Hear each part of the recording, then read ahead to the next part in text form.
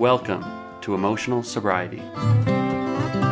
Tom is experiencing some weather problems, as will happen in Nashville, but I'm here, luckily, with Alan and Herb Kagan, who we're happy to have. I just saw him over the holiday, and we got into some deep talk about recovery in his new and extremely excellent car. Um, but I just thought I'd give Alan a chance to check in with you guys. How's it going, Alan? Well, good, good. Yeah, listen, let's put our thoughts to Tom. He's right in that blizzard in the Northeast. I mean, it's really, really bad, and a lot of places are being snowed in. And so, Tom, we're going to send you some nice warm thoughts your way from us. Yeah, there you go, man. And it's great to have you here tonight, Herb. It's always wonderful to share the mic with you and some time with you on the air. And we were talking before we came on the show about, what topic do we take tonight? Do we take on this No One's Coming, which we're doing on Thursday nights? But look, you've got a workshop coming up on our way of life, steps 10, 11, and 12. And, let's talk about our way of life. And obviously, you're referring to our way of life and according to the big book, but that also is very relevant to the emotional sobriety stuff we've been doing. Well, it's going to be the centerpiece of at least my focus when we come together in London for the Berlin group uh, gathering of people to talk about emotional sobriety. I see steps 10, 11, and 12, quite frankly, in a totally new perspective as the result, Alan, of your introducing to me the whole concept of emotional sobriety using the springboard of Bill's letter. And we've been unpacking it. I'm confident it's more than 10 years, but I don't know how long it's been. Oh, And maybe 20, I'll tell I you. was going to say, I think it's closer to 20 at this. yeah, yeah. Bill Wilson called it the next frontier back in 1956, and Ernie Larson called it stage two recovery in 1985, and they were both right, but it didn't catch traction. And somehow you caught fire in around the turn of the century, 2000, and fortunately connected with me as a partner in co-facilitating these workshops. And now with my focus in my weekly workshops, I take a group of people through the steps over a year period, and I've really come to a bullseye pinpoint focus of 10, 11, and 12. It is Bill calls it our way of living. That's the verb. There's a phrase in there, our way of life. That's the noun. And we unpack steps 10, 11, and 12 as the tools. And you could call them whatever you want. We call them the tools of emotional sobriety. We wake up, steps 1 through 9. You made the distinction in part of our workshops together when we were co-facilitating on individual Saturday kind of workshops of the difference between the program of recovery, steps 1 through 9, and the program of living, steps 10, 11, and 12.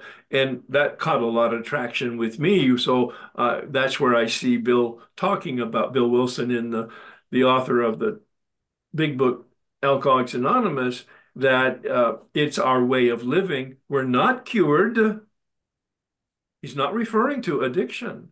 That's the misunderstanding for a lot of people. They think unmanageability and addiction are connected.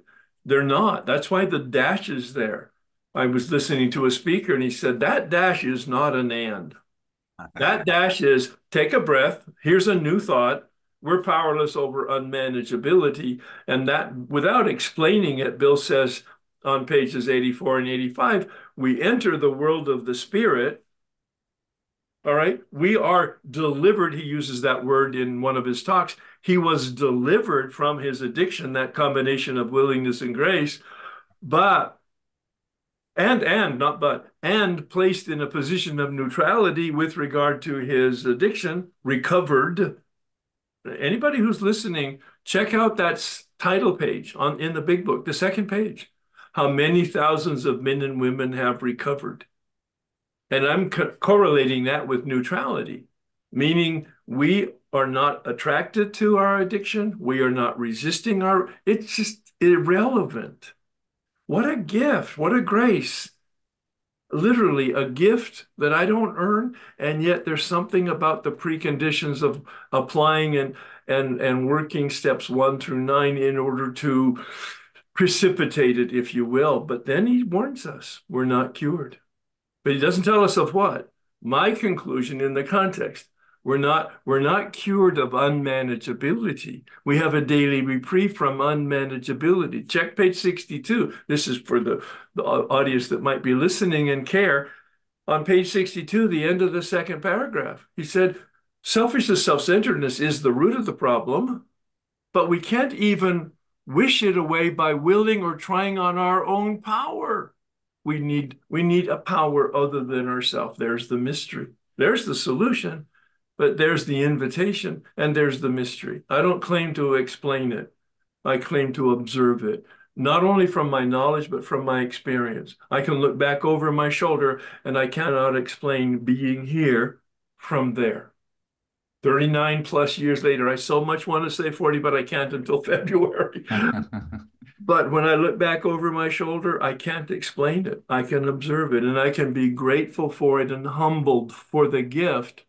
I worked hard, but the outcome is disproportionate to that contribution that I've made. And that's where I say grace and willingness is that alchemaic combination. Now, you press my button and I go, and I'm going to pause for just a minute. I don't know whether I addressed even your comments, Alan, but that's Oh, what. no, no. See, that's definitely the direction, I mean, that we're taking, because inherent in those steps, it's really capturing the essence of living a well-lived life. I mean, look, first of all, an incredible amount of accountability, and not just to others, but to ourselves. I mean, that's one of the insights I had. That step 10 is about me keeping my integrity as well as being able to be trustworthy again in relationships. But, and then 11 comes into, and you've really highlighted the importance of prayer and meditation and how powerful those two are when they're put together in the right way. And that's, the way I look at step 11 myself, in addition to that, is just an expansion of our consciousness. If we're going to continue to grow in this lifetime and develop some wisdom, we've got to continue that journey of expanding our consciousness, continuing to learn. I mean, look, if somebody was to have sat in our first emotional sobriety workshop and they sat in our discussions today, like let's say they showed up in London and they hadn't seen us for 20 years, they would be they would be astonished. Well, no, they would think there's two different presenters. Well, they think, yeah, they would, because that's how much we've evolved. I That's mean, right. the way that we're able to talk about this today, Right. such a level of I don't mean to sound arrogant, but there's a certain wisdom, sophistication, nuance that we've Those are kept. the words that were absolutely in my mind, nuance and sophistication. That is correct. Not to embellish it, but to attempt to acknowledge it. Yeah, I mean, it's just been unbelievable. You and I just keep churning that butter, man, and we keep churning it, and it continues to yield a lot of things, like when we've expanded it into self-esteem and That's looked right. at how self-esteem relates to it, how we've applied differentiation to the model, Yeah. how you've brought in spirituality and integrated it. I mean, it's been a phenomenal journey in terms of what's going on. Look, and the good news is this may be the next frontier now in the field. I Yeah. mean, Yeah. this may be the next wave because, look, this last month, a Yes. Great Fine article published out, the first Great Fine that was completely devoted to emotional sobriety. Now, I'm going to invite you back because we're going to take some of those stories and read them and look at how they talked about them, and then you and I will talk about them because Oh, that's great. I think it would be fun to look at some of the way that it's being thought about at this point, because they're still back to me in a very, very new phase of this in the terms of the program. People are starting to get it, but it's just now emerging into consciousness. Look, the Berlin group is caught on fire because of what we've done. I mean, that's been an amazing experience. It's culminating in this big conference in May that we're going to be going over and Right. speaking at. Yeah. So, it's Yeah. exciting, man. It's been an exciting journey. I mean, Well, and the part about the London, if people are listening and care about what the work we do, it's going to be captured in a wonderful way in London. We'll be doing 3 days, half-day seminars every morning, 3 days in a row that will be recorded and also on Zoom. So not only can you participate physically, or if you can't do that, you can participate technology-wise, or if you yeah, can't do that, it will be recorded and edited and then available. So it's going to be a treasure trove, our work as well as the other people's work that are going to be included in the 3 day conference. It's going to be a real treasure trove of people's knowledge and experience and interpretation of emotional sobriety. yeah, no, I'm very excited about the trip and I'm excited about spending the time with you over there. And Patrick, you're thinking about making a trip over, aren't you? I will be. I'm registered and I still need Oh, to, you're figure out where I'm staying and all, but I'll be there at the workshop. And I while you were talking about 10, 11, and 12 Herb, I was thinking about the conversation we had over the holidays and then earlier when we were waiting for Alan to sign on. And I forget the specific word you used, but you were you've been concerned a lot lately with attaining an essence in the way that you manage your time and in the work that you do and in the social time and the company you keep and the way you run your life that's just as mindful as possible or maybe more mindful than it has been in the years past. I really believe that you're somebody who practices what you preach. And when you talk about a focus on steps 10, 11, and 12, I believe that like you're trying to bring yourself to those steps more so maybe than you ever have. And I just wanted to know what that looked like in your daily practice or how you're showing up for those steps in the day to day in this season of your life. Wow, you're really listening and you're really intuiting the underbelly of what I'm doing. I came across probably when I retired, a line in the 12 and 12. I think it was in one of the traditions I happened to be reading about. And Bill said this. He was quoting a philosopher. I didn't know it at the time. Um, the good may be the enemy of the best. yeah. And I said, oh, it caught my attention because I didn't understand it.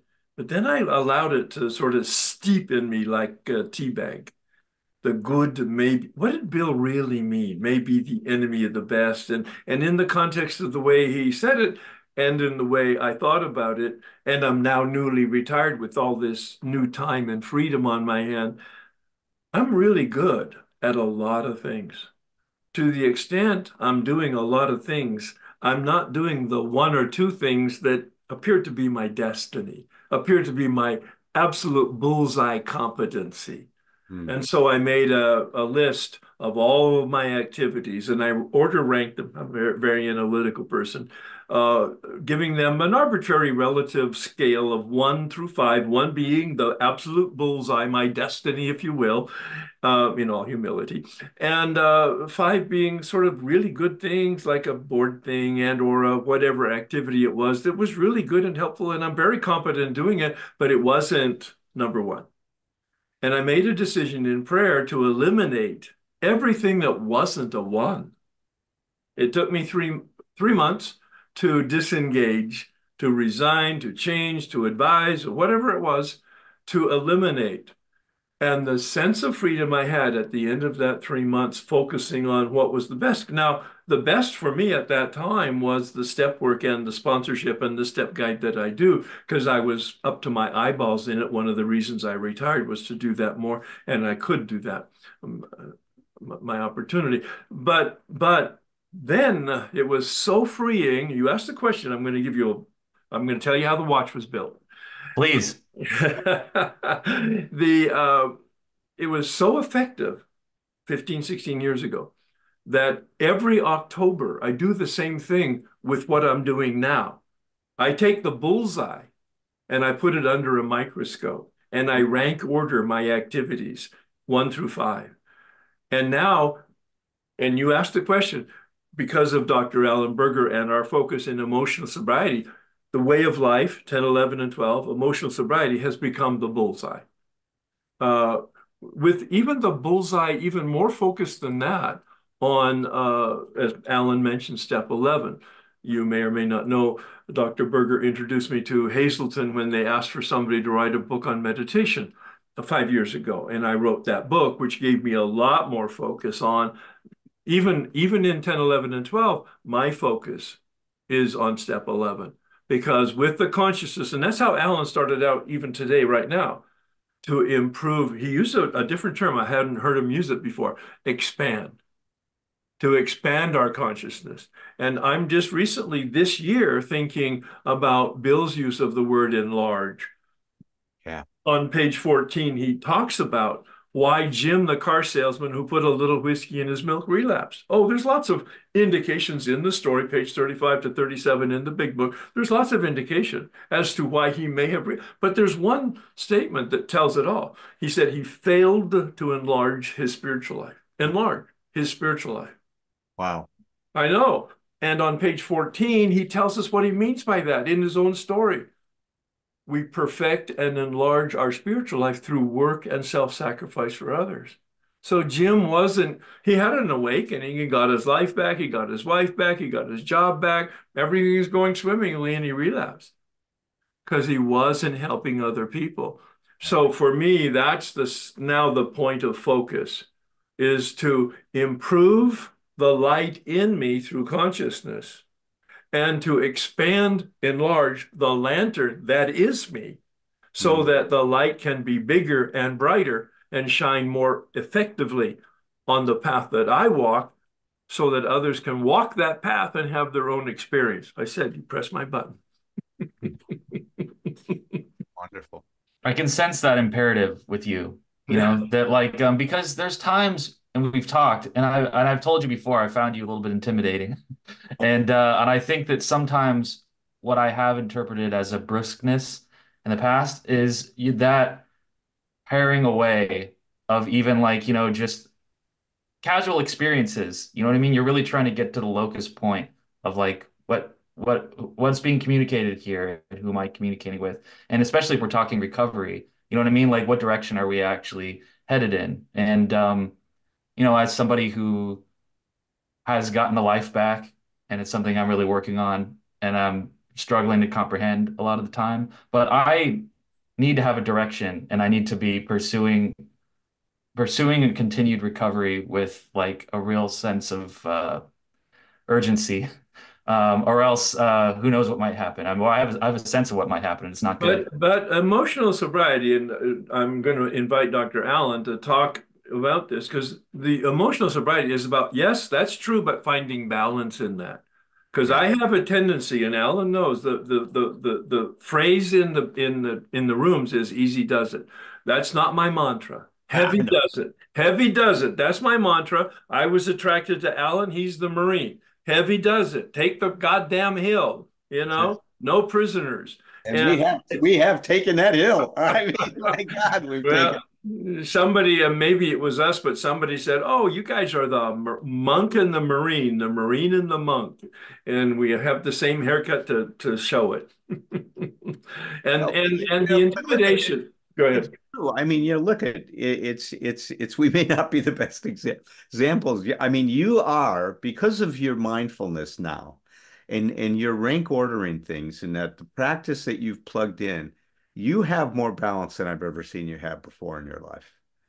And You this, really, really. what Patrick referred to is evidence of that. I'm modeling that by cutting back my schedule so that I can be more balanced. Yeah. Oh, and then enjoy your life. You're enjoying your life right now. That's right. You are living your life, Yeah. Yeah. and you are living it fully. And you were, not that you weren't before, but now you've created space outside Yeah. of the program to Yeah. enjoy the incredible family that you've Yeah. cultivated over the years, Yeah.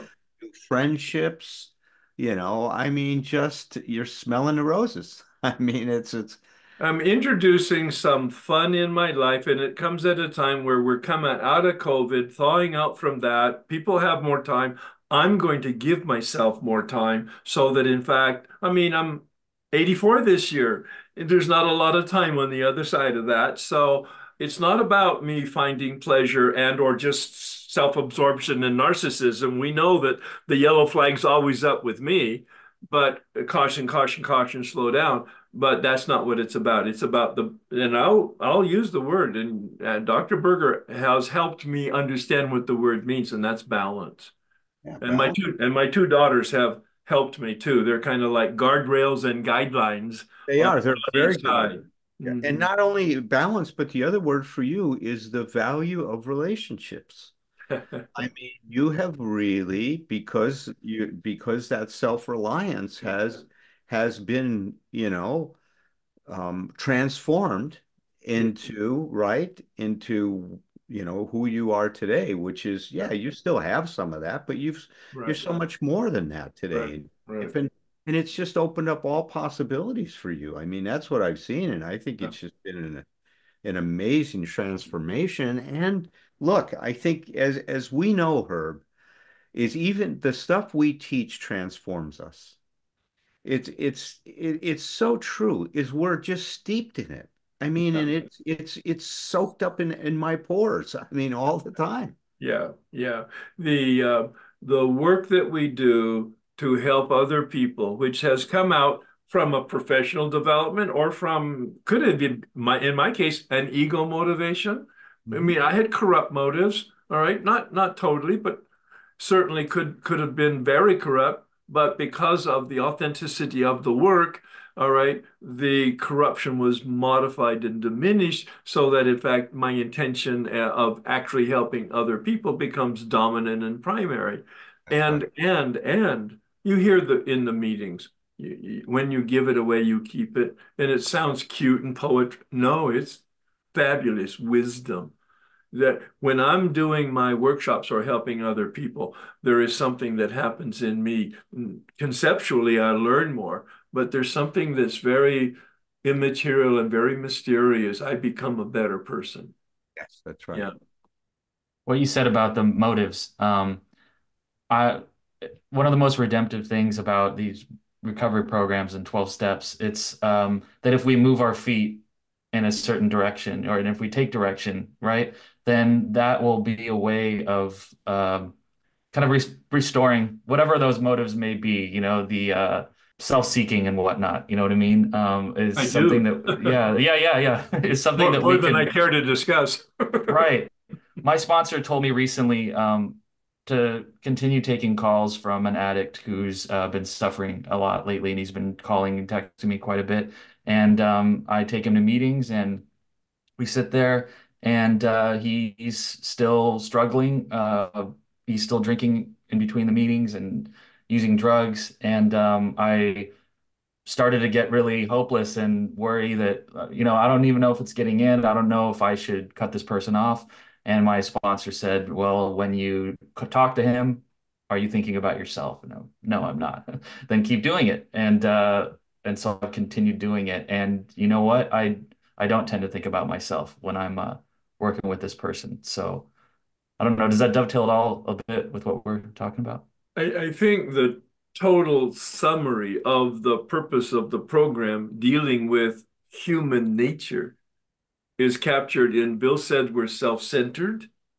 The process turns us to be other-centered. I mean, step 11 is about other with a capital O. Step 12 is about other with a small o, the community of humanity. I I commit to turn in step 3. I make an effort to turn steps 4 through 9 and maintain in 10, but I am turned through a continuous practice of 11 and 12. And that's that alchemic process of willingness and grace.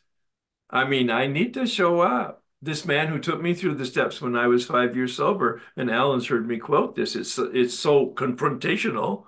He said, because I went to him and I said, I'm willing, but I really don't have time. And he just said to me, looked me straight in the eye, no judgment. It wasn't a negative comment. He said, Herb, willingness without action is fantasy. Woo! You talk about 4 by 4. Don't tell me how willing you are. Show me how your feet are moving.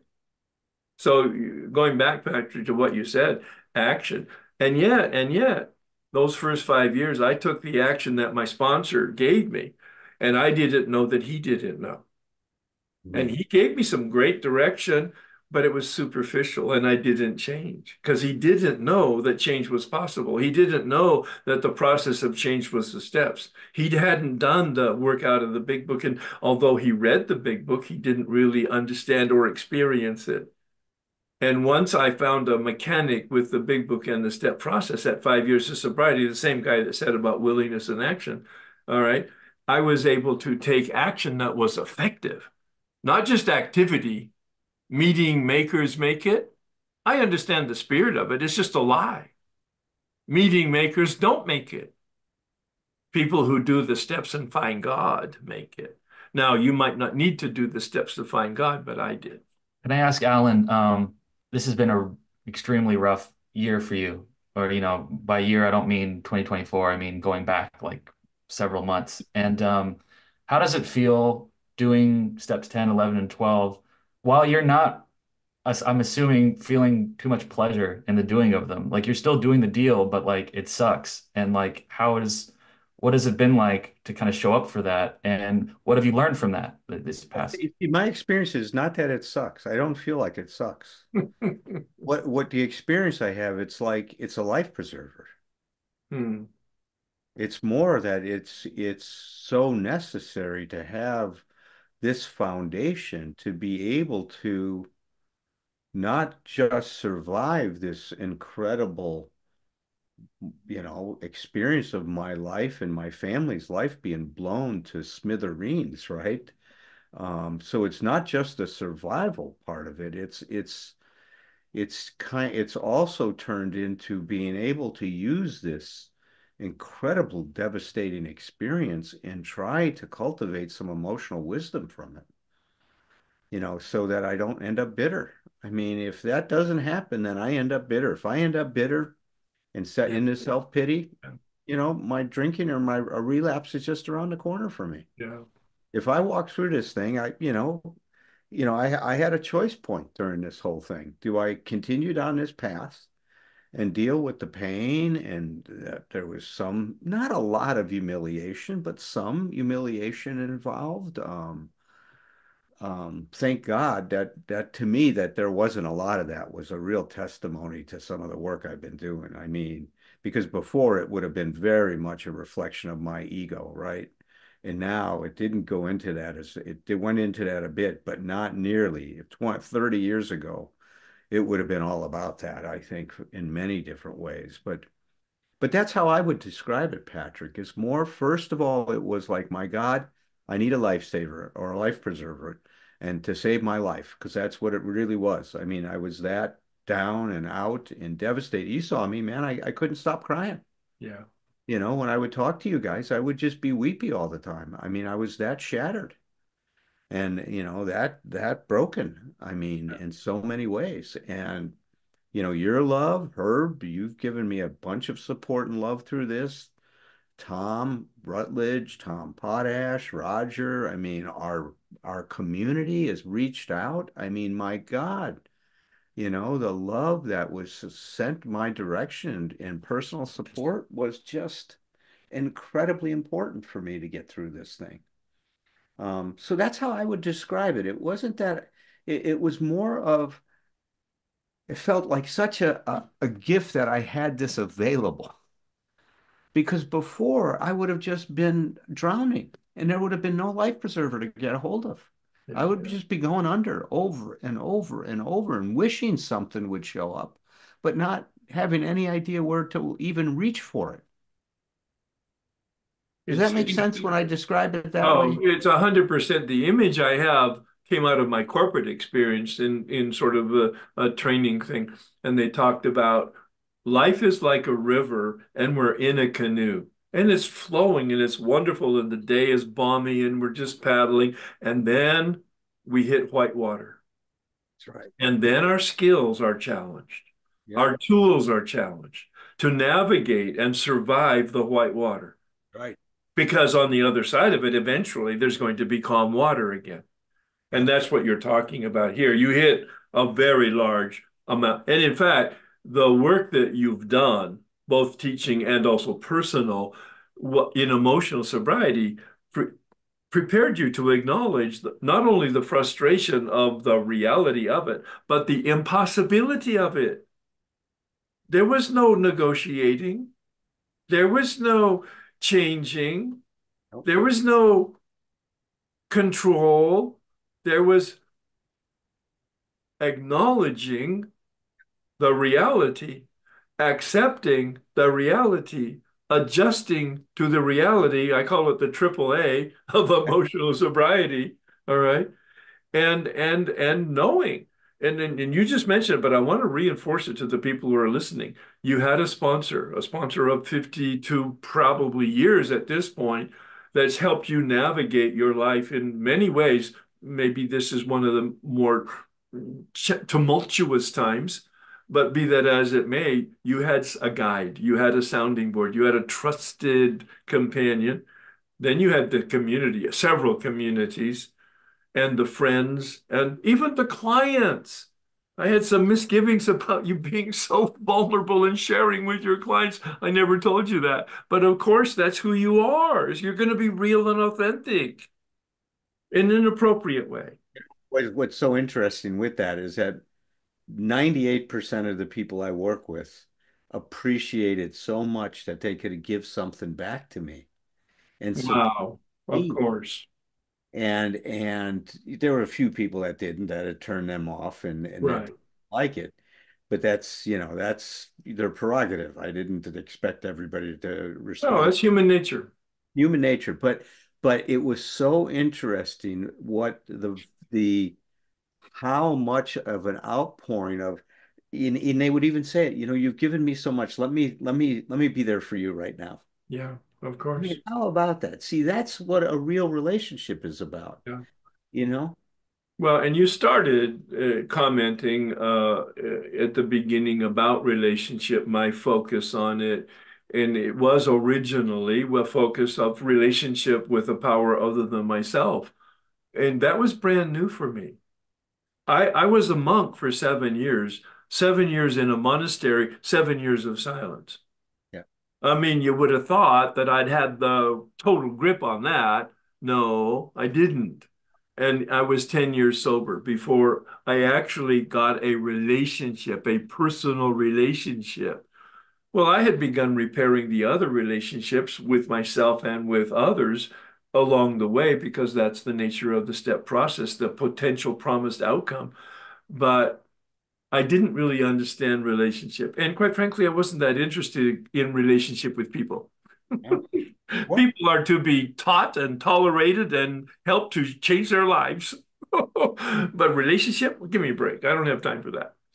And as a result of the work that we've done in emotional sobriety, it's prepared, I believe me, to actually organically yearn for and be open to and vulnerable to relationships and take the risks that are necessary to have one. Yeah, right on.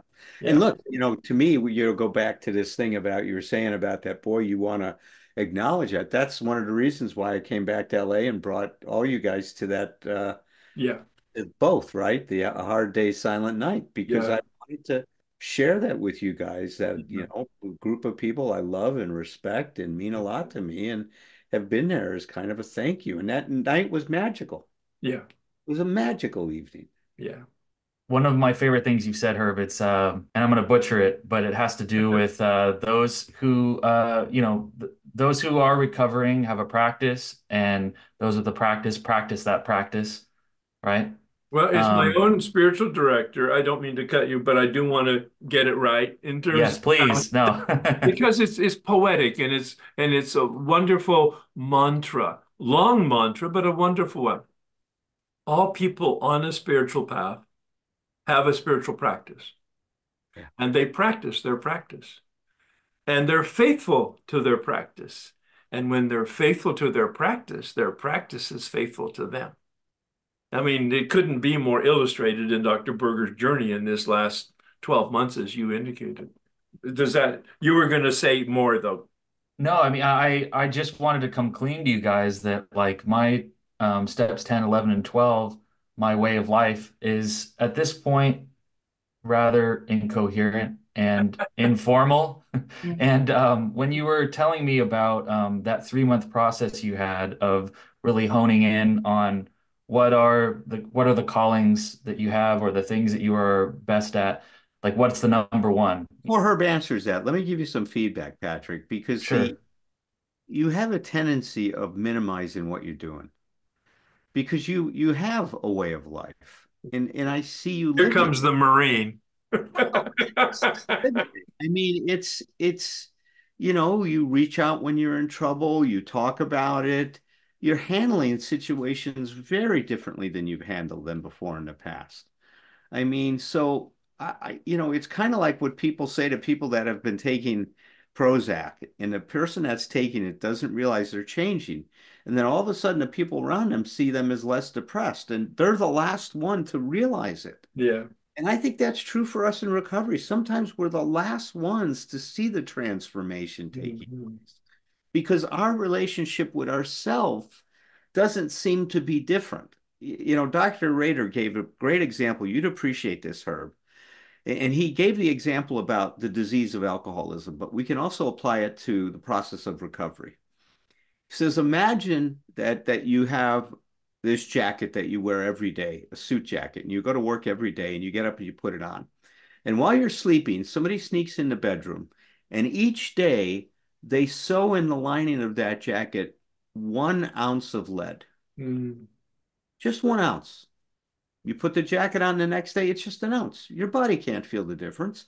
In fact, your body starts to habituate to it. As you wear the jacket through the day, it feels like it felt the day before. Second day, there's 2 ounces of lead in your jacket. Same thing happens. Your body put it on, you wear it for a while, it feels like the same old jacket. You don't notice that your jacket is changing because you're habituating to it, right? That's what we do. That's how we are wired to habituate to stimuli. And we have to. It's economical, right? You can't be reacting to new things all the time or else you'd be overwhelmed. But imagine that goes on for a year. How much does that jacket weigh? Happens in recovery. In recovery, somebody sneaks into your room and removes 1 ounce of lead from your Yeah. jacket every Right. day. Right. You don't even realize that, my God, it's not as heavy as it was. At some point you do. Herb realizes it in his life. I realize it at moments in my life that that jacket feels very different than what it felt before. But you can't be aware of it when you're at a certain stage in your recovery, like you can later on, I think. Does that make sense to you? 100%. And you were asking Patrick, so I'm going to let Patrick respond to you, but then I want to respond, Patrick. I'm just, and maybe it's a function of what you said that like I'm quite a bit earlier in my recovery, but I'm not aware of really what's happening or how well I'm doing. I don't have That's that awareness.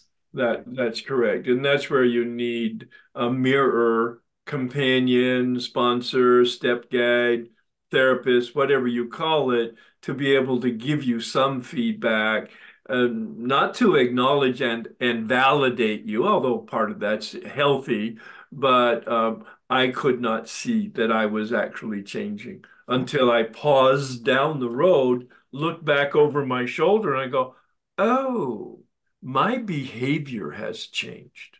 Oh, my attitude has changed. Oh, my reaction has changed. Right. It was a surprise. Well, I hope when I'm surprised that it's a pleasant one. Well, be prepared to be surprised, and sometimes it's not. Bill says it in the step 10, which I think is the primary tool of emotional sobriety. He said it's a spiritual axiom. When we're disturbed, there's something amiss with us. So he says in the big book, watch for being disturbed. Watch for the signals, resentment and fear and dishonesty and all, and selfishness. Watch for these signals. And I think in terms of the car, when you're driving, and the yellow flashing light on the dashboard, that's not incidental. It's telling you you're out of water.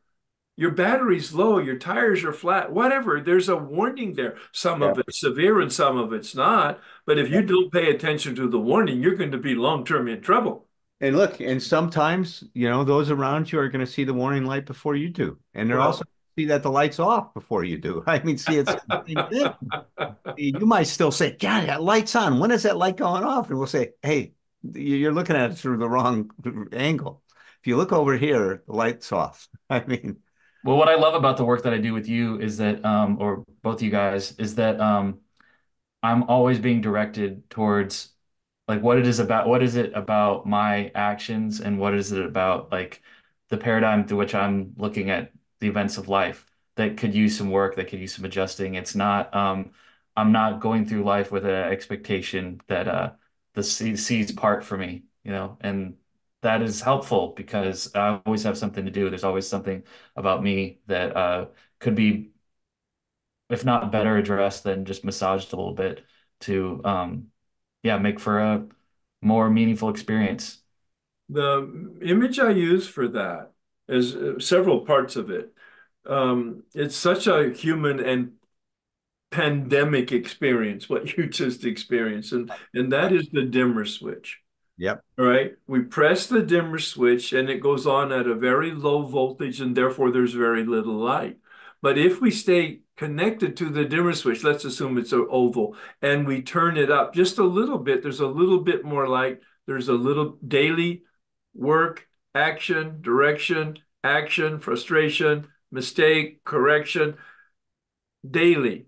All right. And the dimmer switch goes up so significant, so subtly that it's not significant to us. And Alan just made the point with the ounce of lead. All right. And yet the accumulation of the energy of the electricity in the circuit begins to finally the accumulated energy gives us enough light that we can see that we didn't see. Yep. And then we can see that we do see. And Mhm. that's the dynamic process of change. It's, and Bill says it in Appendix 2, in the big book, a Spiritual Awakening, educational variety. That's my, and I, in my workshops, I'm very aware now that there's a large percentage of people that are driven consciously or unconsciously by a need for perfection. And I try to diffuse that because it's a delusion and it's not reality. There is nothing perfect about material reality. It is always going to disintegrate. It's always going to change. And so I tell people, if you're reasonably willing and well-intentioned and gently pressed up against it, it'll be about your intention. All right. And whatever you do, I'm serious. Inconsistent, lack of diligence, procrastination. What if you show up periodically with an intention of doing something, if you kind of gently and or somewhat even dishonestly hold yourself accountable somewhat, and you kind of like it's like, oh my gosh, it's so like not effective, but you show up and you do it, you make an effort to improve it, just a little bit, but it's so awkward, it's so not effective, you're going to change. Whatever you do in the environment of willingness and some haphazard good intention will catapult you. Bill calls it a rocketed into the fourth dimension. And I'm not exaggerating because I've been doing my workshops for 25 years. I've seen it. People who have impossible situations. You talk about the guy who couldn't get sober. Yeah, you don't fire him. It's just not your job. What is your job? To be the lantern, to Right. shine the light on the path so that they can potentially walk the path, but don't get invested in their recovery because the majority of people don't make it. What a great discussion, Herb. We got to keep this on. Why don't we continue this? Are you free next week again? Let's Oh, continue. I'd have to look at my calendar. I want to be. All right. All right. So let's figure that out. If not next week, the week after that, let's All continue. right. Great meeting tonight. I was going to call it a meeting. It's like we had our own AA meeting. We did. We did. And just a couple things, thank you for being so hospitable to my kind of stumbling in the dark with these questions. And I felt very seen just now, and I felt very comforted to hear you walk through that process of just kind of a committed showing up, but like a complete loosening of like this grip we have on like imagined perfection. Because yeah, it's my process has been very haphazard, but it has been committed. So Well, I actually wasn't speaking directly to you, but you might as indirectly, well have been. Yeah. and because it's pandemic, what you're experiencing is not unique. Thank you, Herb. Until next time. Thanks, everybody. Alan, always a pleasure. Tend your life, tend your myth, cultivate your narrative with whomever you're with.